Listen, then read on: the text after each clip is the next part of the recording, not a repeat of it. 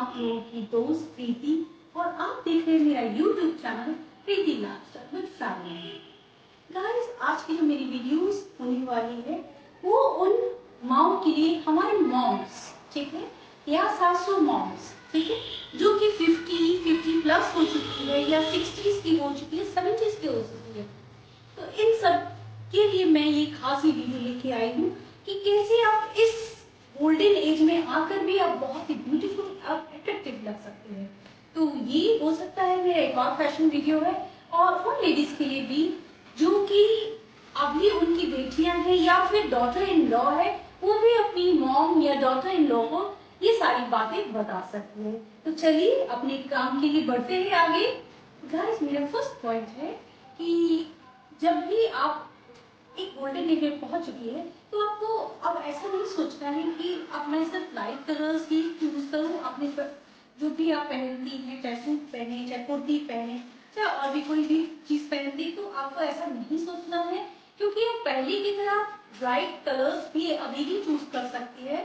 ठीक है, तो ब्राइट कलर्स, एक तो सटल कलर्स आपको रखना ही है और ब्राइट कलर्स भी आप चूज कर सकते हैं। ठीक है, ब्राइट कलर्स में आप कलर्स ब्राइट चूज करें, लेकिन उसमें जो प्रिंट्स रहेगा वो आपको लाइट कलर का चूज करना है। अगर आपने लाइट कलर का आपने कुछ चूज किया है तो प्रिंट्स आपको ब्राइट कलर का चूज करना होगा। तो इस तरीके से आपको मैनेज करना है अपनी चीजों को। और कुछ बात है उसका जो ध्यान रखना है, जैसे बहुत ही ज्यादा इम्बैलिश्ड वाली एम्ब्रॉयडरी वाली साड़ीज आपको नहीं पहननी है, या कपड़े आपको वेयर नहीं करने, बहुत ज्यादा हैवी स्टोन्स वाले चीजें आप पे अभी सूट बिल्कुल नहीं करेंगी, तो इन चीजों को आप अवॉइड कर सकती है। मेरा सेकंड पॉइंट है कि आपको अपने फैब्रिक्स का बहुत ज्यादा ध्यान रखना है।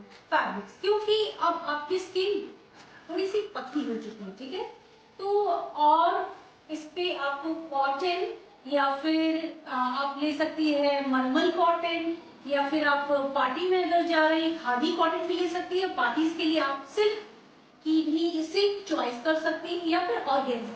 तो इन सब फैब्रिक्स, क्योंकि आपको अब अपने कंफर्ट को भी बहुत ज्यादा ध्यान देना है, तो आप इन चीजों को ध्यान में रखते हुए कुछ ऐसे फैब्रिक्स। थर्ड पॉइंट में आता है, अगर आप लॉन्ग हेयर रखना चाहती हैं और रख सकती हैं, लेकिन आपको उसको ऐसा मैनेज करना होगा, क्योंकि इस टाइम पे क्या होता है, बहुत सारी लेडीज जो है कलर्स का यूज करती है।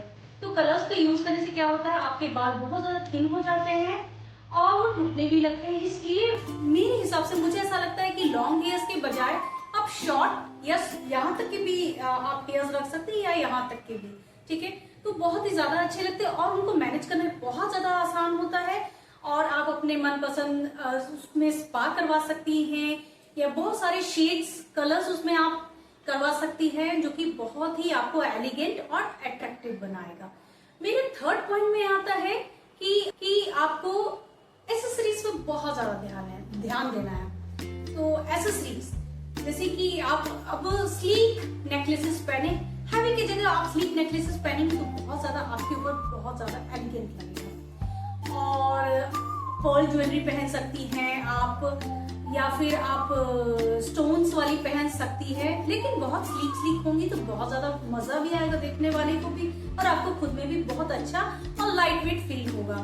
उसकी जगह आप झुमकास अगर पहनना पसंद करती है, स्टड्स पहन सकती है, झुमकास पहन सकती है, और लेकिन झुमकास बहुत ज्यादा हैवी वाले ना पहन के आप छोटे झुमकास ले तो बहुत ज्यादा अच्छा दिखाई देगा।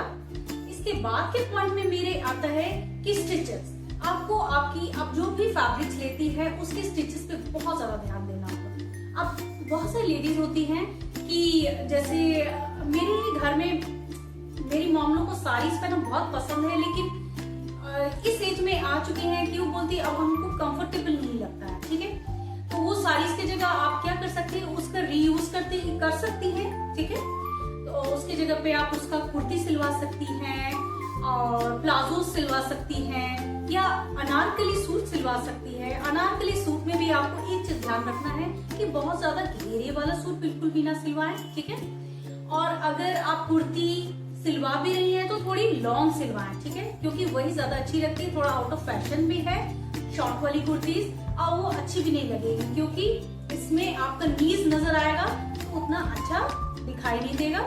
और प्लाजोस के बारे में ये कहना चाहूंगी कि बहुत ज्यादा जो है जो घेर वाले प्लाजोज होते हैं उसको आप बिल्कुल भी ना लें। थोड़ा सा आप नैरो प्लाजोज या पैंट्स पहने तो ज्यादा अच्छे दिखाई देंगे उसमें, क्योंकि जो ज्यादा जो फैला हुआ प्लाजोज होता है उसमें आपका गिरने का चांसेस ज्यादा रहता है। इसलिए मेरे हिसाब से मुझे लगता है थोड़ा सा नैरो वाला लेंगे तो आपको ज्यादा कंफर्ट भी देगा, क्योंकि आपको अब कंफर्ट जोन में भी ज्यादा ध्यान देना है। इसके बाद मेरी डाइट और एक्सरसाइज की बात आती है। अब आप उस एज में पहुंच गए, आप उस गोल्डन एज में पहुंच गए कि आपको अपनी डाइट का बहुत ज्यादा ध्यान रखना है, ठीक है। क्योंकि अभी तक तो आप क्या कर रही थी, अपने हस्बैंड का, अपने इन लॉज का, अपने बच्चों पे बहुत ज्यादा ध्यान दे रही थी, लेकिन अब ध्यान देते देते आप ध्यान देना अपने पर भूल गई थी। लेकिन अब आपको इन बातों को भी ध्यान देना है, अच्छी डाइट को फॉलो करना है, तली हुई चीजों या मसालेदार चीजों को आपको बिल्कुल अवॉइड करना है, या फिर आपको बाहर की चीजों को बिल्कुल अवॉइड करना है, और एक्सरसाइज जरूर करना है, और थोड़ा सा रेगुलरिटी रखें अपने एक्सरसाइजेज में, ठीक है। अब आप हमारी मम्मीज होती है, खासकर मेरी मम्मी बोलती है कि अब ये एक्सरसाइज करने का मन नहीं करता। मैं ये नहीं बोल रही कि आपको एक्सरसाइज बहुत ज्यादा करना है, नहीं, आपको एक्सरसाइज बहुत ज्यादा करने की जरूरत नहीं है।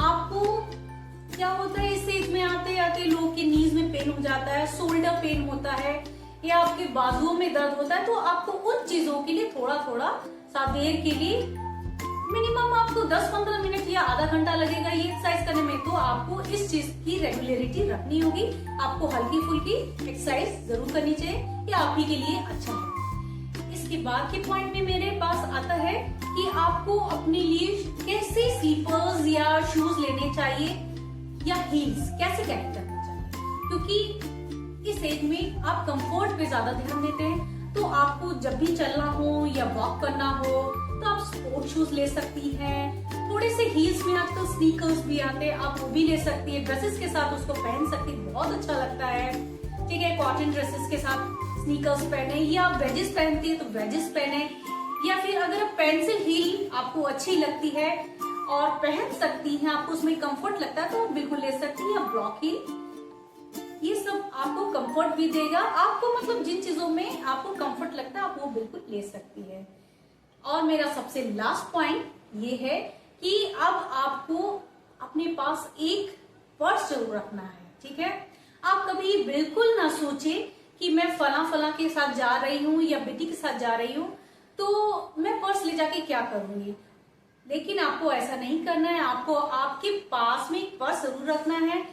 और मैं ये नहीं कह रही हूँ कि आपको पर्स जो है कुछ भी ऐसे हाथ में हैंडल वाला ले, नहीं, मेरे को ऐसा लगता है कि आप स्लिंग बैग लेंगी तो बहुत ज्यादा अच्छा रहता है, क्योंकि स्लिंग बैग इधर उधर खोने का डर भी नहीं रहता है। उसमें आप अपना छोटा सा हैंकी रख सकती हैं, या फिर आपकी जो मेडिसिन है, या फिर आप अपना स्पेक्टिकल्स रख सकती हैं, और एक छोटा सा पानी का बॉटल ले सकती हैं। तो बस ये थी मेरी कुछ जरूरी बातें जो आप अपनी मॉम्स या फिर अपनी सासू मॉम्स को बता सकती है। आई होप आप लोग को मेरा ये वाला वीडियो अच्छा लगे, तो प्लीज यार ज्यादा से ज्यादा लाइक करें, शेयर करें, और कमेंट अगर आप लोग करते हैं तो मुझे बहुत ज्यादा इंस्पायर भी होती हूँ और मोटिवेट भी होती है, इसलिए कमेंट भी जरूर करें, और अच्छा लगता है तो सब्सक्राइब जरूर करें, और इंस्टाग्राम में मुझे फॉलो जरूर करें। तब तक के लिए बाय।